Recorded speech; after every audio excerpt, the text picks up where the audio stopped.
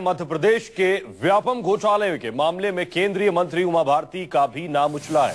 भोपाल में मध्य प्रदेश कांग्रेस के मुख्य प्रवक्ता के मिश्रा ने आरोप लगाया है कि व्यापम भर्ती घोटाले में कई नेताओं ने सिफारिशें की थी।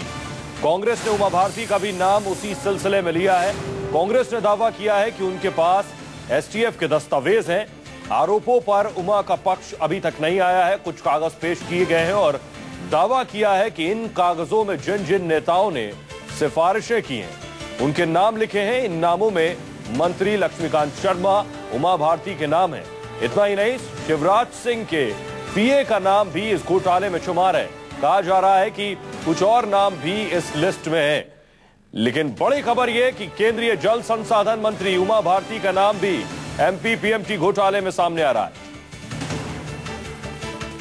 प्रवीण दुबे हमारे सहयोगी जुड़ रहे हैं और ज्यादा जानकारी के साथ। प्रवीण, किस आधार पर उमा भारती पर आरोप लगाए जा रहे हैं? देखिए, मैं आपको बता दूं कि एमपी पीएमटी का ही मामला नहीं है, बल्कि व्यापम कई सारी भर्तियां जो सरकारी नौकरी में होती हैं वो भी करता था। और उमा जी का जो नाम आया वो संविदा शिक्षक वर्ग 2 की भर्ती में उनका नाम सामने आया है। उन्होंने 11 लोगों की सिफारिश की थी। वो पूरे 11 लोगों के नाम एसटीएफ ने रिकवर किए हैं। जो चीफ सिस्टम एनालिस्ट था महेंद्रा, उसकी हार्ड डिस्क से उसके बाद उनका नाम लिया गया है। वो दरअसल ये पूरा घपला करता था, तो वो नाम लिखता था कि किसकी रिकमेंडेशन थी और कितना पैसा इससे मिल रहा है। तो इसी क्रम में वो इस नाम लिख के रखता था कि किन किन लोगों ने सिफारिश की है। तो उमा जी के नाम 11 लोगों के नाम के सामने उमा भारती लिखा हुआ है। 5 लोगों के नाम के आगे राजभवन लिखा हुआ है और 6 लोगों के नाम के आगे मिनिस्टर लिखा हुआ है, यानी मिनिस्टर लक्ष्मीकांत। आप कह रहे हैं यानी उसमें उमा भारती का नाम है जिन्होंने सिफारिश की है। क्या उसके आगे पैसे का भी जिक्र है?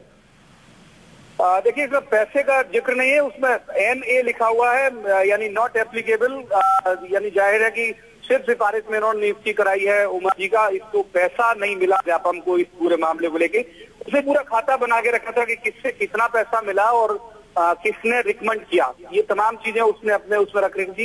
एक महत्वपूर्ण बात यह है कि इसने अपना पूरा जो डेटा है वो डिलीट कर दिया था। फिर जाके गुजरात में एक लैब में उस डेटे को रिकवर किया एसटीएफ ने और उसके बाद ये सब कागज सामने आए हैं।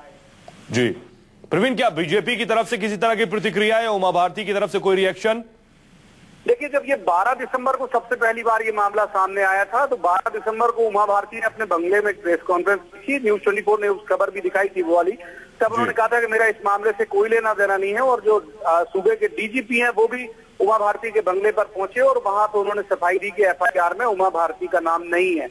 लेकिन अब जब ये दोबारा ये बात सामने आई है तो अभी बीजेपी तो मौन है और बीजेपी के तमाम लोग इस समय खजुराहो में एक बड़ी मीटिंग कर रहे हैं। मध्य प्रदेश भाजपा के जो पूरे विधायक और मंत्री हैं वो, लिहाजा अभी बीजेपी ने कोई कमेंट नहीं किया। लेकिन कांग्रेस ने इस्तीफा मांगा है उमा भारती का और मुख्यमंत्री शिवराज सिंह चौहान का। प्रवीण, हमारे साथ बने रहिए। हम दर्शकों को बताते हैं आखिर क्या है ये व्यापम घोटाला। इस घोटाले में उमा भारती पर आरोप लगा रही है कांग्रेस। आप अंदाजा नहीं लगा सकते कि मेडिकल कॉलेजों में ही भर्ती के 514 मामले शक के घेरे में है।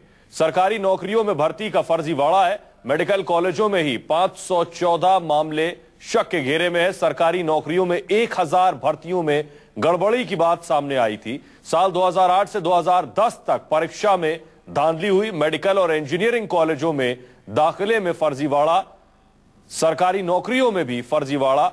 खुद शिवराज सिंह चौहान विधानसभा में इस बात को मान चुके हैं। 2008 और 2010 के बीच सरकारी नौकरियों के 10 इम्तिहानों में धांधली का आरोप है। कितना बड़ा है मध्य प्रदेश का भर्ती घोटाला, आप अंदाजा लगा सकते हैं। महज 11 महीने में एसटीएफ ने 100 से ज्यादा लोगों को आरोपी बनाया है और जांच जारी है।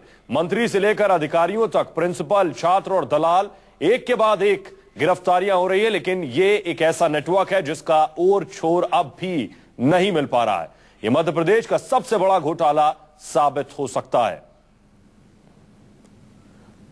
प्रवीण हमारे साथ बने हुए लगातार। प्रवीण, इस मामले में अब तक क्या कार्रवाई हुई है? क्या कांग्रेस का यह कहना है कि उमा भारती पर आरोप है, एसटीएफ के पास वो सीडी जरूर मिली है? क्या इस मामले को दबाया जा रहा है?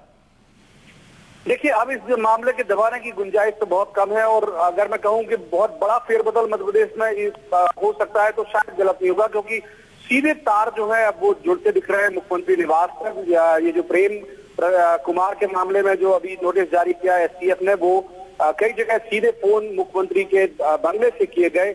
उमा भारती के अलावा संघ से के बहुत सारे नेताओं के नाम सामने आए। सुरेश सोनी का नाम सामने आया, जिन्होंने जो पूर्व संचालक हैं सुदर्शन, उनके पीए की नौकरी लगवाई थी।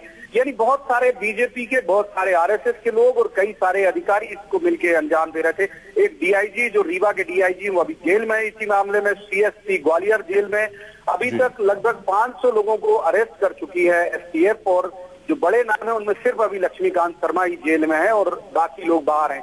अब बाकी क्या बीजेपी से सवाल किया गया, जो बीजेपी के नेताओं या संघ से जुड़े लोगों के नाम सामने आ रहे हैं, उनसे किसी तरह की पूछताछ, कोई कार्रवाई अभी तक नहीं की? यही एक हैरत की बात है कि जो, जैसा मैंने पहले कहा कि बीजेपी से बड़ा नाम यदि कोई जेल में है तो वो सिर्फ लक्ष्मीकांत शर्मा, जो पूर्व मंत्री है, वो जेल में है। बाकी उमा भारती को कोई नोटिस सुनी हुआ, राजभवन के का नाम लिखा हुआ, राजभवन से किसी से पूछताछ नहीं हुई, संघ के लोगों से कोई पूछताछ नहीं हुई। कांग्रेस का यही कहना है कि ये चुन के क्यों अरेस्टिंग कर रही है एसटीएफ, यानी एसटीएफ की फंक्शनिंग पर कांग्रेस ने सवाल उठाया है। जाहिर सी बात है कि आने वाले कुछ दिनों में बहुत बड़ा सियासी जो हलचल है वो मध्य प्रदेश में क्या मुख्यमंत्री से खुद ये सवाल किया गया? उन्होंने कभी इस मुद्दे पर जवाब दिया? जी, मुख्यमंत्री ने एक बार जवाब दिया, बहुत संक्षिप्त वो बात करते हैं। अभी जब वो सब दक्षिण अफ्रीका के दौरे से आए थे तो सबसे पहला सवाल उनसे हमने एयरपोर्ट पे किया था कि पूरे मामले को लेकर उनका क्या कहना है, तो वो एक लाइन में जवाब देके और आगे निकल गए। उन्होंने कहा कानून अपना काम करेगा। वो तफसील से उन्होंने किसी मसले पे कोई बात नहीं की। वो बच रहे हैं पूरे मामले पर बोलने के लिए। प्रवीण, बड़ा सवाल मुख्यमंत्री ने जरूर कह दिया कानून अपना काम करेगा, लेकिन कई बड़े नाम इस घोटाले में शामिल हैं। आखिर उन पर कार्रवाई कब होगी?